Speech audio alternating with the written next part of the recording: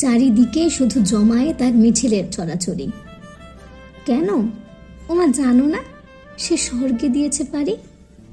ও হ্যাঁ, শুনলুম সত্যি ঘটনা একটা ঘটল।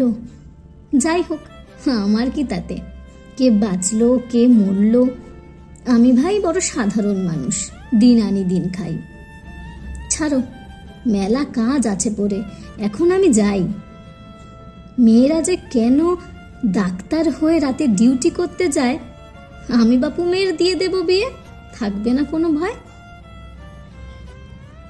ও খুড়ি, সে মেয়ের দোষ কি ছিল বলো? সে শুধু তার বাবা মায়ের স্বপ্ন পূরণ করতে চেয়েছিল। মেয়েদের ডাক্তার হতে নেই, কত সহজেই বলে দিলে। তবে তুমি কেন প্রসবকালে মেয়ে ডাক্তার চেয়েছিলে? পিশাচগুলো ছিঁড়ে খেলো গো। সব দেখেও সবাই অন্ধ, এখনো ওদের হাতে লেগে আছে কাঁচা রক্তের গন্ধ। চোখ, নাক, মুখ, গোপন অঙ্গ রক্তে হয়েছে লাল। তোমার মেয়েটাও বড় হবে গো, আজ না হয় কাল। জানি দিয়ে দেবে বিয়ে, বোঝা টানা বড় দায়।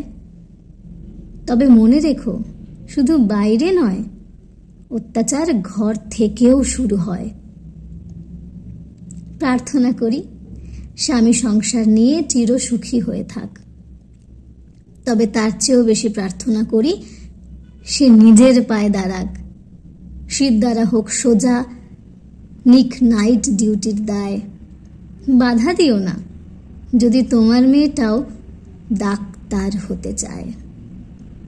চলে গেল প্রাণ, খালি হলো করলে আবারও একটা মায়ের।